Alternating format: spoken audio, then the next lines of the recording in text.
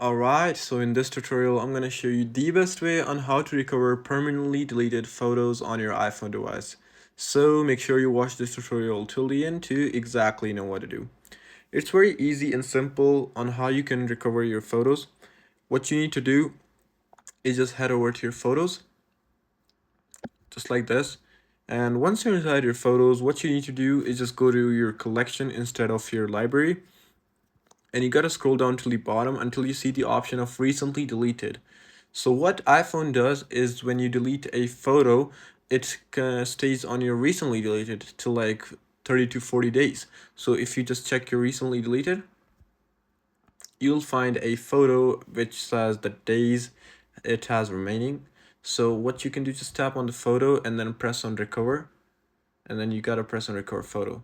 Now it's gone from your recently deleted and you can find it directly on your library.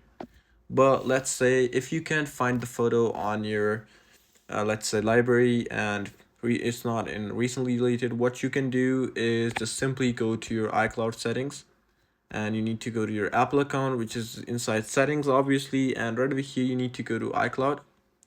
And right over here as you can see that I do have my iCloud photos saved, but my saving is paused. What you need to do is just turn on your saving.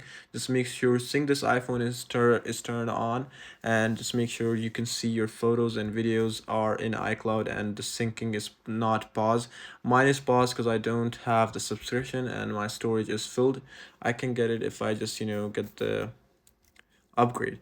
So once this is done for you, what you need to do is just go to your browser and you need to type in iCloud.com and you need to sign in, and you will be able to find the photos if they are still there, and you can recover it. And yeah, this is pretty much it. I hope this truly helped you out. I'll see you soon in the next